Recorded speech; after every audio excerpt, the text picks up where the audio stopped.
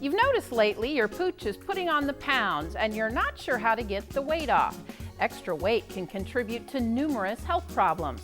Coming up on this episode of the Paw Report, we're joined by veterinary technician and rehabilitation specialist Kim Knap with the University of Illinois Veterinary Teaching Hospital. She'll fill us in on a special pet program called Shape Up Pup, so stay with us.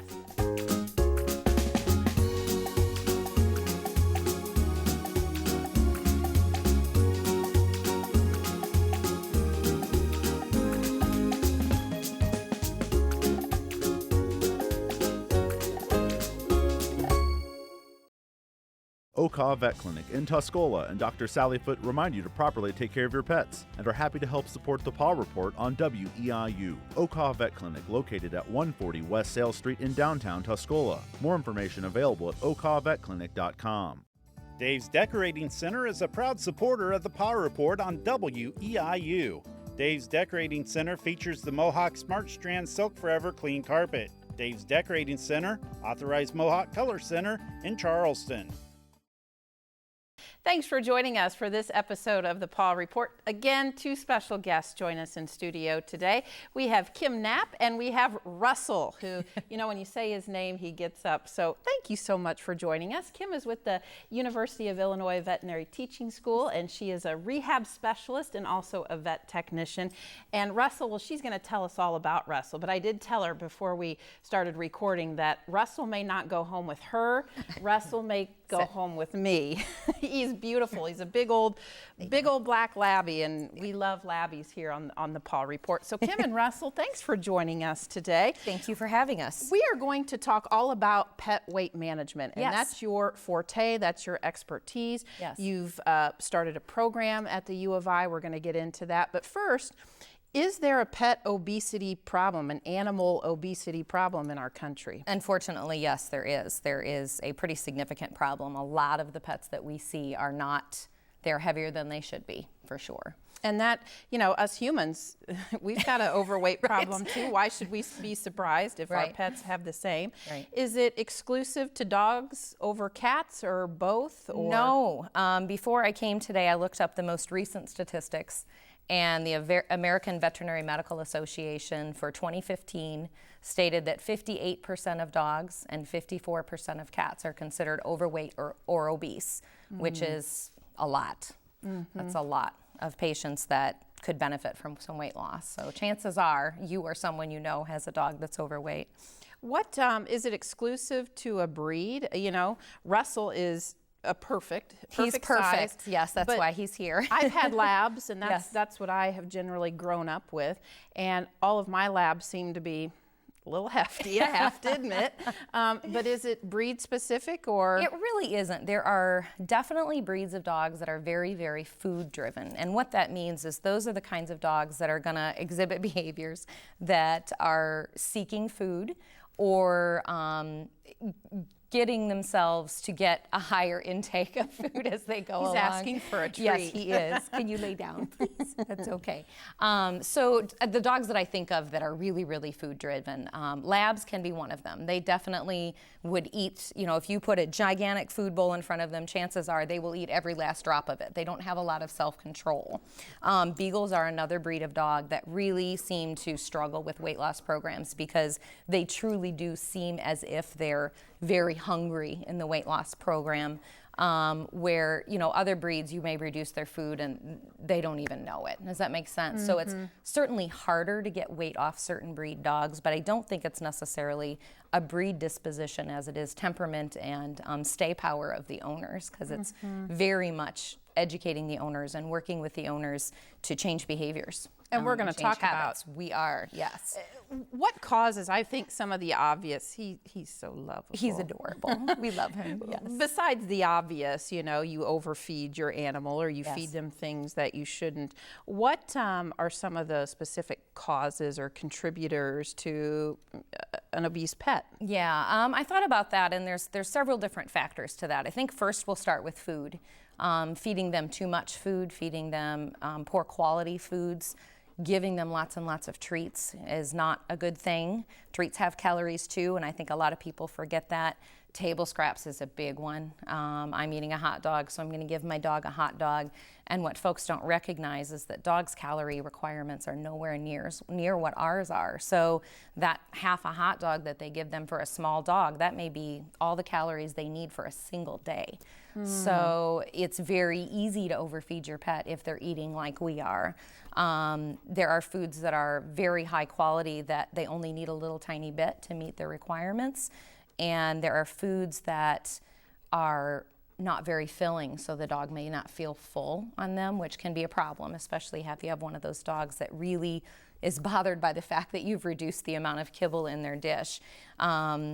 The other factor that I think is really important is lifestyle. I, for one, work full-time. I'm a mom, and we come home. We don't have a lot of time. We have several dogs, and I'd like to think we're really good pet owners, but there are definitely days that my dogs don't get a lot of exercise. Being in this field, I've selected dogs that don't need a lot of exercise to be part of my home, which I think is important, is trying to find a type of dog that matches your lifestyle. I think that helps. If someone like me could not have a Border Collie or an Australian Shepherd that has a really, really high work drive, that wants to go, go, go all the time, they would literally lose their mind sitting still waiting for us to get home at the end of a long day. So I think that's another factor. And simply changing behaviors and habits is a really big one. Food does not equal love. And that is a really hard thing for a lot of owners to transition to. I can love my dogs in other ways. You saw a perfect example is Mr. Russell. Give me attention, give me love with this paw. He is just as happy if I reach down and tell him what a good boy he is and give him 5 as he would be if I gave him a treat. And so that is a very large portion of my job, is trying to find things that will reward the dog in other ways than food. Now, when we talk about, after everything that you've just said, yes, some pets still are overweight, and that can translate into a lot of different health problems. It can. The same health problems as people, absolutely. So they can get cardiovascular disease. I have literally had patients, I have had patients that literally could not walk from, 10 feet. Before having trouble breathing or having their color get discolored, kind of a purple or a blue color, tells me they're not getting enough oxygen. So cardiovascular disease is a big one. Arthritis is a big one. If they have any type of arthritis or orthopedic disease or neurologic disease for that matter, every extra pound that they carry is making their condition more clinical. So if they have arthritis in their knee, but they're fit and they're active and they're enjoying a good quality active lifestyle, those dogs are much less clinical, which means we don't see the limping, we don't see the pain, we don't see the discomfort as you do in a dog that's heavy. And so we often recommend that those dogs, one of our sayings that we use is we don't want them supermodel thin, but we definitely want them on the thin side of normal. So sometimes our criteria for where your pet should be is based on whether or not there are any of those other contributing factors. In addition to that, some cancers have been linked to obesity.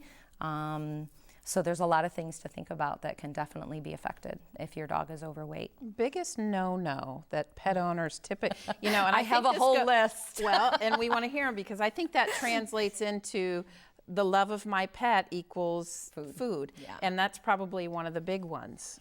I spend a lot of time helping folks understand other ways to love their pet. And I think that probably is, to me, the biggest no-no, is there are so many other ways to love your pet. And there are people that train and you need to use lots of treats when you're training, and I'm a big advocate of that, but we have to adjust. If you went to the movie theater and ate a bowl of popcorn, you're probably not going to have the same dinner. No. You might cut back and have a salad for dinner that night. So those are the types of things that are the biggest no-nos. Table food is probably my pet peeve, to be honest. I think that it's not healthy. It isn't well balanced. It doesn't have the nutritional requirements that dogs need. It can be too high in fat. It can be too high in protein. It can be high in cholesterol and grease.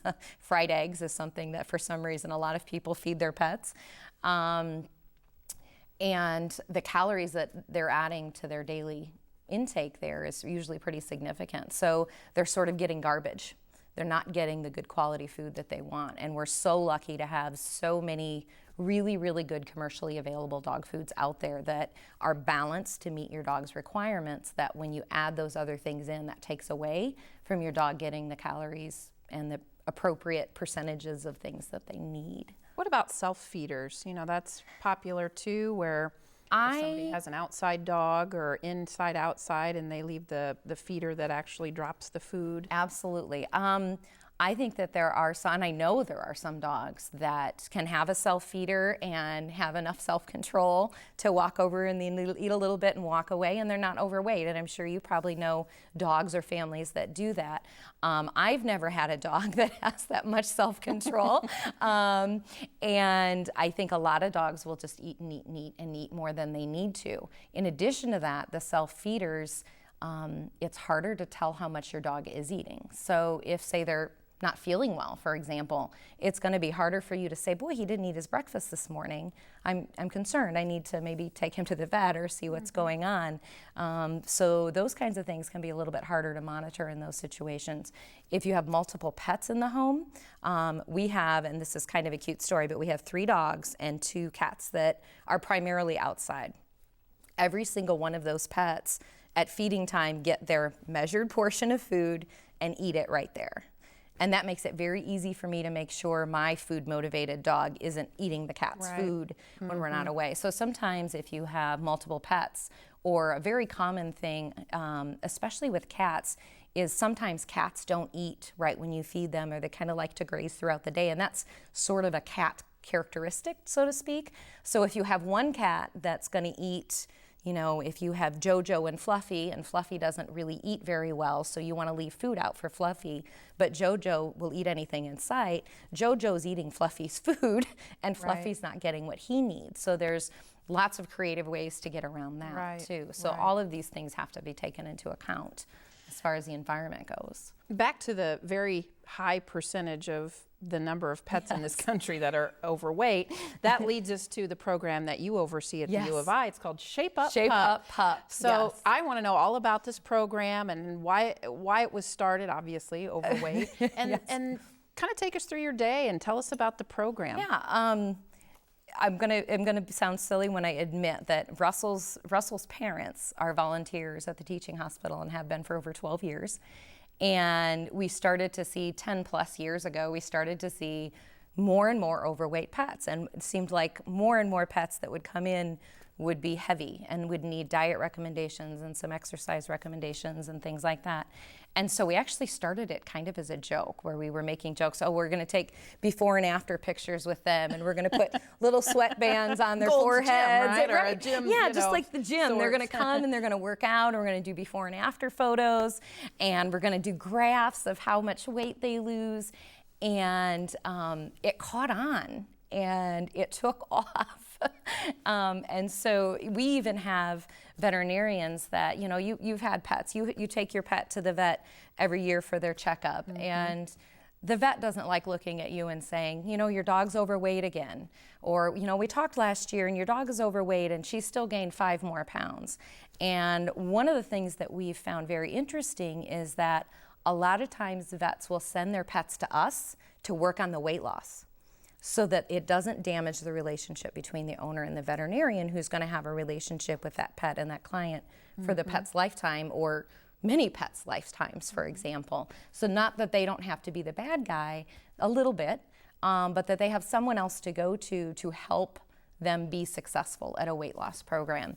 And so sort of typical evaluation, what we do is we have the pet come in, we have the owner come in, we talk about every single thing that pet eats. Everything the pet eats. And hopefully the owners are honest. Usually by the time they get to us, I'd like to think they're pretty honest. Right. Some may be embarrassed. Some may be embarrassed. Yeah, I give them a hot dog. But I preface that as I'm here to help you, and I want you to be successful, and I want to help your pet lose weight, and we're going to get this done. And we're going to change some things so that you're going to go through this rough time now, but then it's going to be a new way of life for everybody, yourself included. And so we take a look at the pet, we figure out every single thing that they eat, and we calculate how many calories that dog is actually consuming Generally, we do it by a daily basis, okay? And then we calculate how many calories they should actually be consuming, because dogs have calorie requirements just like people. And we start with a certain baseline. We do specific calculations to figure out how much calories Fluffy should have in a certain day. And then what we do is we continue to monitor, are they losing weight at an appropriate rate? So with dogs, 1.5% of their total body weight per week is appropriate. So a dog Russell's size could easily lose a pound every week. And if he's not losing weight or he's losing too rapidly, we adjust. We reweigh and we adjust. So that's sort of the intake portion of it. We talk about different types of behavior things that are going on in the home. For example, my husband will kill me for this, but he's not allowed to feed the dogs. Right. Because he is famous for, they're supposed to Trooper gets 1.5 cups of food per day. And I have a measuring scoop in the dog food. And he's a heaper. Yeah, That's exactly sure. right. So he heaps it, and there's kibble falling to the floor as he's on his way to the dog food bowl, and then the dogs get heavy. And my line is, I do this for a living. Our dogs cannot be heavy. This cannot happen in our house. And so he will occasionally get fired from feeding the dogs if they start to get heavy. That's a good example. I have one particular client who is disabled herself, and she doesn't have a lot of control over the dogs, if that makes sense. They're kind of rowdy. So when she eats, the dogs will literally come up and steal her food. And so there's different individual situations where you have to try to find a solution to what's going on there. The multiple dog scenario is a big one. Multiple pet scenario is a big one. How can I help you be successful at this? I'm just in the habit of giving my dog every single thing that it wants. And one of my lines is not everyone is parents, but a lot of people are parents. And a lot of times we'll have clientele that'll come in and say, oh, but when Fluffy asks me for a milk bone, I give Fluffy a milk bone.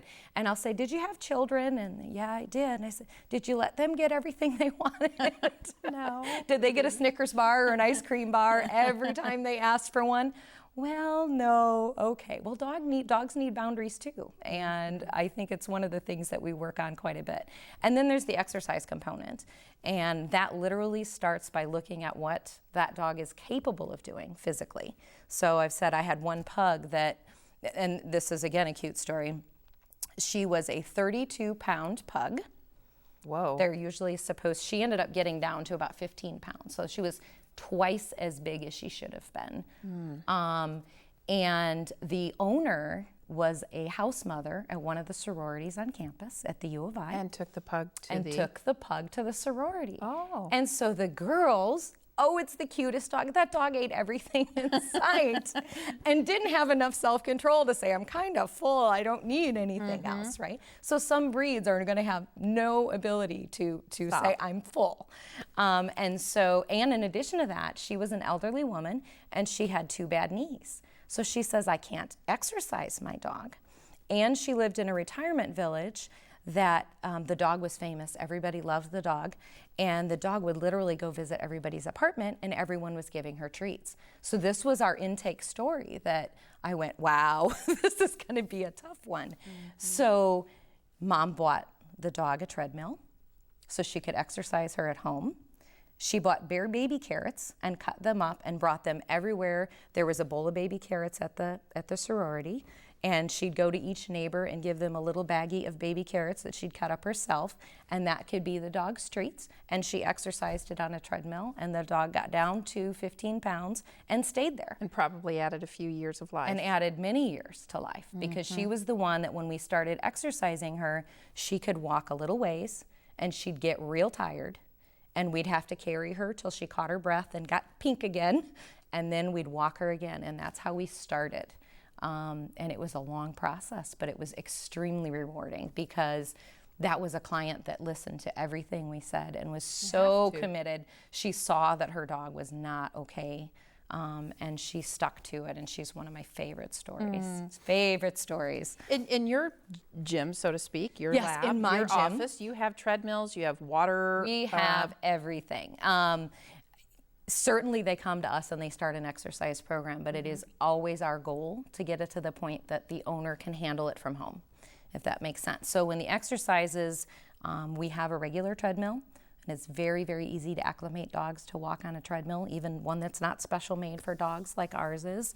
We have a water treadmill, and we have lots and lots of toys. So if it's a dog that loves to play fetch, we play fetch. If it's a dog that does agility or likes those, we've got hoops and tunnels and all kinds of things. So we do lots of things, to make it really, really fun, so that it's something that the owner enjoys doing with their pet.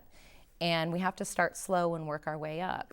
Quite a few years ago, I'd say roughly 10 years ago, we did a study where we looked at all other things considered. We looked at overweight pets with a specific calorie intake, and we looked at no exercise, exercising on the land treadmill, which is just a regular treadmill, and exercising on the water treadmill. And the dogs lost the most weight that exercised on the water treadmill, followed by the ones that exercised on the land treadmill, and the last was the group that did not get exercise. So that was also part of our going forward with this program.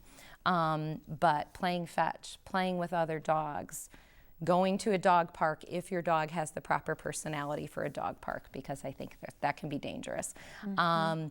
Exercising with the owner. So if the owner is able, there was actually a study that was done at Carle Hospital that showed that if the person trying to lose weight and exercising, the human, exercised with a pet or a friend, they were more likely to lose weight and keep that weight off. And so a lot of times we can work on that as well. You're committed, I need to take Russell when he wakes up for a 20-minute walk today, and maybe I've had a rough day or I'm tired, where if it was just you that you were responsible for, you might be like, I'm skipping the walk tonight, I'm gonna sit down and watch the news. But if you have someone else that you're accountable for, right, I think that helps people be motivated to do it if they physically can. And there are situations where the owner's not, and we work around that. We figure out what works on an individual basis for every single household when they come and see us. Kim, last minute, what's one last thing that you can encourage pet owners to do to keep Fido feeling healthy? Patience and persistence. Commitment, keep at it. Too. Commitment. Don't give up. It's actually, if followed properly, the weight loss in pets occurs very quickly. And the long-term goal of having a healthier pet that's going to be with you for much, much longer than if it wasn't. And if any pet owners out there have any questions, they can contact you at the U of I Veterinary Teaching Lab. Again, it's called Up Pup, and it's a great program to keep, well, Russell doesn't really need the program. Russell's here because he is our perfect example of a perfect weight Labrador. And he was perfect all segment long. He's perfect in all ways. Well, Kim and Russell, thank you, Russell, for joining us on this episode. And thank you for making the trip to Charleston and being part of the Paw Report. Thanks for having us. We want to thank you out there for joining us for this episode, and we'll see you next time right here on the Paw Report. If you're a veterinarian, trainer, groomer, specialist, rescue organization, or shelter that would like to partner with the Paw Report by providing expert guests for the show, please contact us by emailing weiu@weiu.net or call 217-581-5956. If you have a topic you'd like to see on the show or questions for our experts, contact us with those too. Dave's Decorating Center is a proud supporter of the Paw Report on WEIU. Dave's Decorating Center features the Mohawk Smart Strand Silk Forever Clean Carpet. Dave's Decorating Center, authorized Mohawk Color Center in Charleston. OCA Vet Clinic in Tuscola and Dr. Sally Foot remind you to properly take care of your pets and are happy to help support the Paw Report on WEIU. OCA Vet Clinic located at 140 West Sale Street in downtown Tuscola. More information available at ocavetclinic.com.